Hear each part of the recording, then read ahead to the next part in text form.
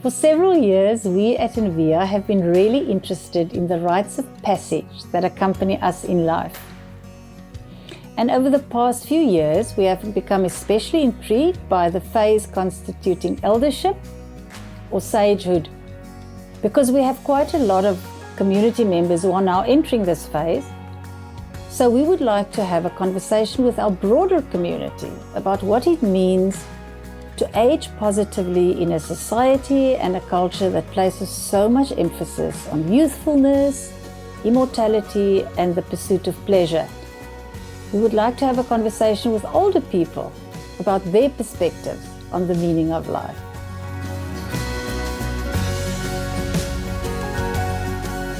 I love education. I always say that education resonates within me. Notozi Jennifer Ngobozi received a master's degree in education from the Walter Sisulu University at the end of 2021, at the age of 75. 75 feels like 30 to me, and because to me age is just a number, I just want to retain my spirit as if I'm still young. So I just want children to look at me, the youngsters, and say, if this granny can do it, why can't I? You know? Notozi, thank you so much for talking to me today. It's a huge privilege for me. And I'm going to start by asking you if you were to introduce yourself to me. Notozi, who is Notozi? Notozi is a lady who was born in Cape Town, in Langa, and born and bred in Langa, and who went to different institutions for learning and ended up at a university in Mthatha called Walter Sisulu University. And I'm since moved from Langa and relocated to Milnerton. And if you have to tell me more personally just about you, your personality and your being, if I were to ask you against that background, who is Notozi, what would you say? I would say Notozi is a bubbly girl, and I'm a bubbly granny. I'm a people-orientated person. Love talking, I love people.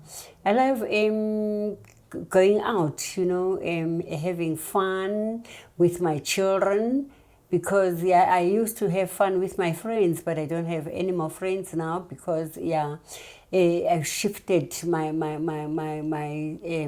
thinking mode and my interests. My interests now are more on my children because I haven't been here for about 30 years. That's wonderful. I must say, if I look at you, I can see that you're a fun granny and a fun mother. I spent 25 years in Port Elizabeth working in schools around the Eastern Cape. And then I came back for a couple of years back to Cape Town. I was invited at UCT. I worked at UCT. And then it was just a short-time project. When I left that project, I just did work wherever I was needed, because for quite a long time I haven't applied for jobs. For many years I've always been invited to come and assist, and from assisting then I would be employed permanently. I look at you and I know from the news where I heard about you and your academic achievement, I know that you are 75 years old. And I look at you and you don't look 75, but Really? How does 75 feel? 75 feels like 30 to me. It feels like 40 because that's what I had told myself, that I am not 75. And because to me age is just a number, I just want to retain my spirit as if I'm still young. But I know where to draw a line, because I cannot do the things that I was doing when I was still young. But there's no change except the minor ailments. You'll wake up with rheumatism, you'll wake up with arthritis the other day, you wake up with this high blood pressure. Otherwise, life is still fun for me, and there's no change. I'm not feeling any different except for the change in my body. I understand. And that really worries me, but what can I do? I've got to accept the way I am because there's nothing else I can do. And I'm aging, that's it. I've got to accept it. You know, when I read about you in the news, I was so inspired. How does it feel how did it feel to still study at that level at 75? I love education. I always say that education resonates within me, and I love to explore new things, And when I went to the Eastern Cape, I was based in Mthatha, and the university was not far from me, and I could just walk from where I stayed to the university. And one day I woke up saying, why not go and register? And what really inspired me is to see young doctors, these girls and boys wearing their white waistcoats, and overcoats and getting out of the bus, going to the university. And I said, wow, I'm inspired. And I said, if this university can produce such young doctors, it can produce elderly academics. So I'm going. It's not only the masters that you did, you also have an honors in HIV management. Yes. And I know that you worked at that name that's on your T-shirt, the NECT, the National Education Collaboration Trust. Yes. Where do they fit in with your studies or with your life? This T-shirt I'm wearing with pride because this is what made me to be what I am today. The ability to obtain a master's degree was through this organization. Although they had nothing to do with that, with regards to funding me or pushing me from the back to say, you guys go and study. I just saw an opportunity because when I got there, I was requested to go there to assist for 3 months. And 3 months ended up being 5 years. But within the 5 years that I was with this organization, I ended up teaching teachers in FET. So I was from grade R to grade to matric. And that really to me was an inspiration that says you can. Yes, you can. What does FET stand for? Further Education and Training. Okay. Yes, FET starts from high school, grade 10, 11, 12. Okay. And now that you have this qualification, what is what next? What do you plan to do with this? There's a lot that I'm planning to do with this qualification. As I said that I'm a people's person and I'm talkative. And I always like to share my expertise with other people. And I would always like to assist the young ones, the teenagers in the walks of life. What is it that one should do? And assist them to think out of the box. During our times, there were only 2 qualifications that you would have as a black person. You would go to be a teacher or a nurse and nothing else. But now there's plenty and the sky is the limit. So I just want children to look at me, the youngsters, and say, if this granny can do it, why can't I? That is such a nugget. If this granny can do it, why can't I? Because one of my questions is, you can say it from a personal level, from a professional level, or both.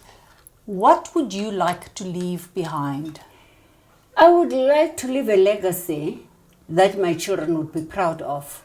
I would like to assist my nation, You know, I would love to see changes. For instance, when we talk about education, my topic that I am thinking about, but I don't want to divulge at this stage of what I'm planning to do, is looking at political interference in education. How negatively and how positively does it impact on education?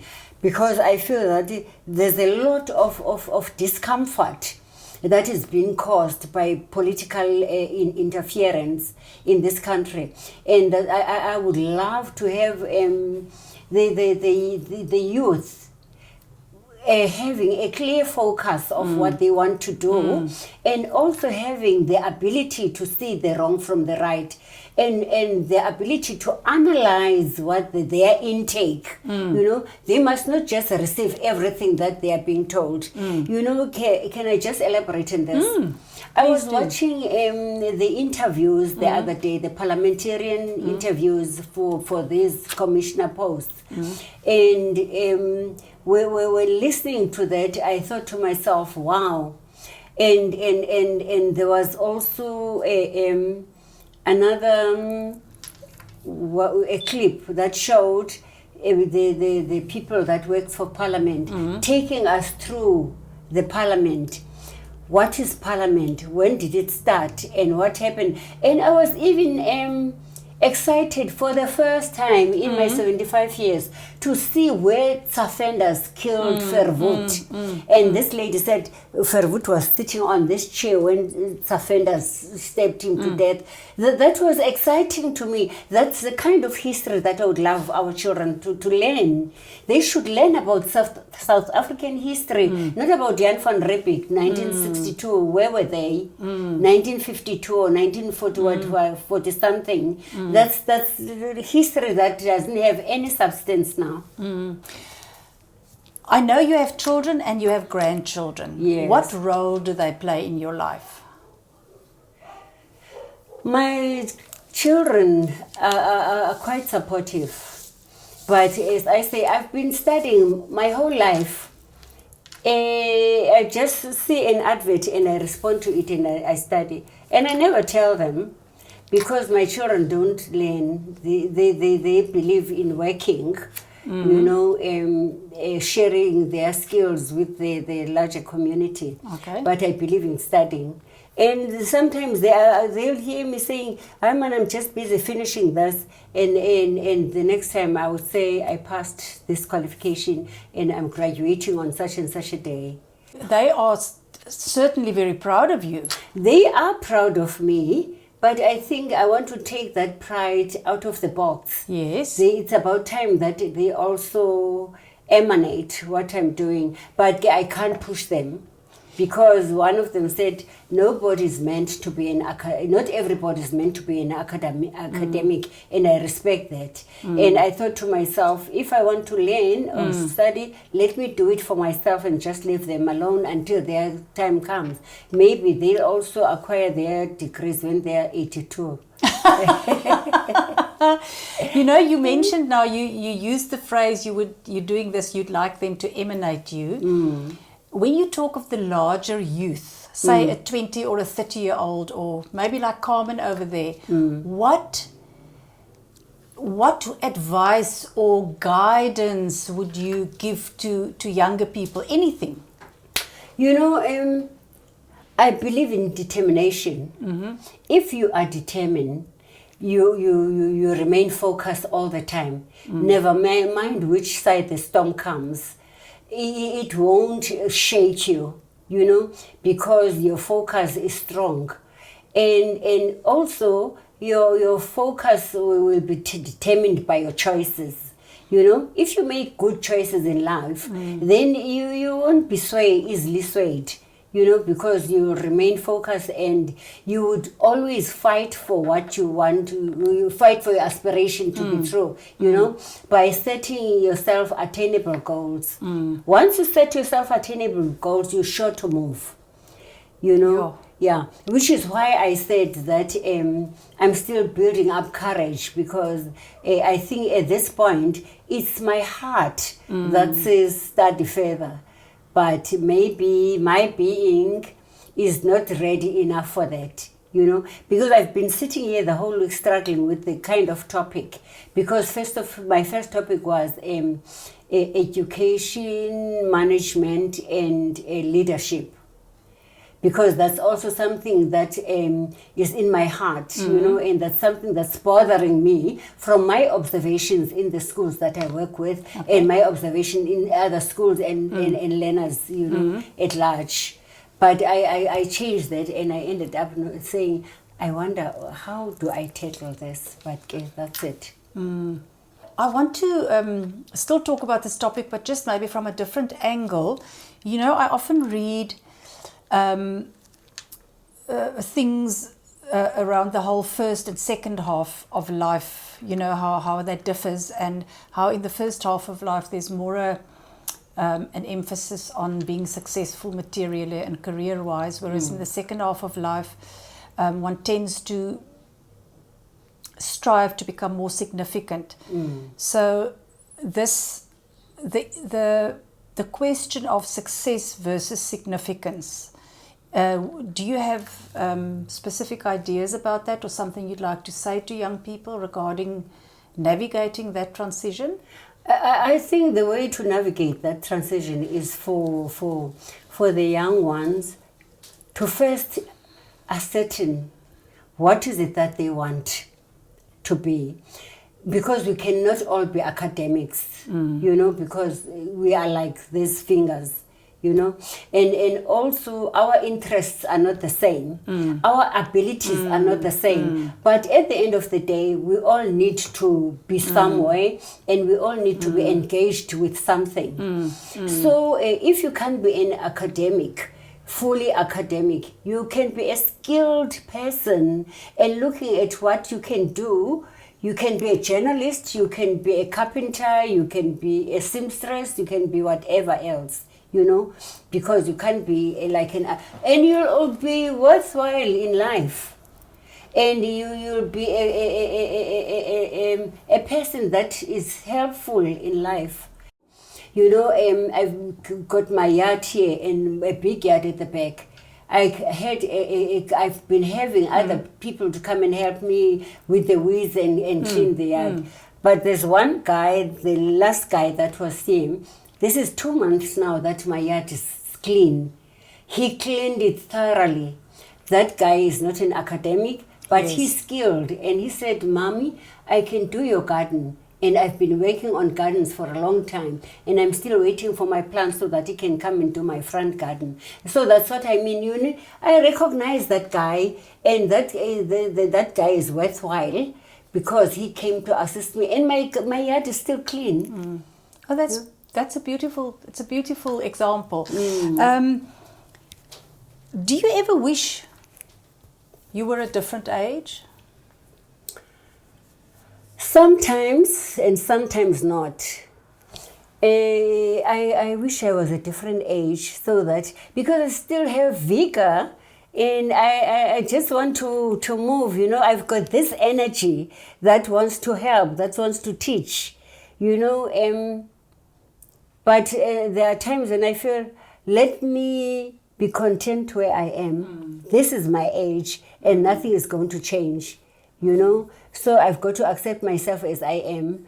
And at the end of the day, the sky is the limit. I can still do a lot of things at my age, Never mind what some you say that, no, she could have given that money to young learners and to continue their studies. Failing to think that I also want to achieve, because I'm a determined person. And I look at you and I can say, just looking at you and listening to you talk and hearing what you've done, I don't necessarily want to use the word accomplished because, it sort of pertains to the ego, but you have accomplished something phenomenal at your age. It is inspirational to me. So just your whole being inspires me personally. Thank you for that. Okay, thanks. You used a beautiful word now, vigor, that you have so much vigor still. But it also is a fact that we all die. Notozi, do you think about death? I do think about death. And believe me when I say sometimes when I'm angry, I just say, Lord, I'm ready for you now. And when I can't breathe, for whatever reason, I experience short breath, and I said, God, I didn't really mean what I said. You know? So life is like that, you know? And because there's still a lot that I still want to do, I would love to share my expertise with the youth. I would like to share my expertise and my knowledge with my community. But sometimes, you know, you feel you can't even get out of bed. You are so tired, you know. And when I clean my house, I clean one room a day. And if I have to move to another room, like I will clean this one and that other one because they are not big. But I can't clean the whole house like I used to be, you know. But death. I'm not excited about death, to be honest, because I don't know what happens beyond death. You know, and nobody has ever told me, this is nice. It's just the hymns that say in heaven there's this and that. I don't even know that I'll go to heaven. But I always try to do the right things that would put me in a better place. I understand. Are you afraid of death? Not really. Not really.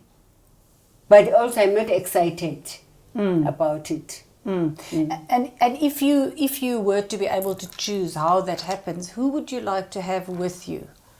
I'd love to have my children, and I would also love to die here at home. I would love to die in my sleep so that I don't bother people. I had COVID last year, January. And my daughter took leave from work, and she was running around buying me all kinds of medicine, doing this, cooking, and seeing that I'm comfortable. And I was hurt so, you know, to see how she was running around, and my grandchildren would come and see if I'm still alive, and all that. They were so like caring. And everyone wants to do his or her own bit, you know. So I thought that was an experience that really confirmed that I would like to die in my sleep, so that they don't have to do this running around. They've done their bit.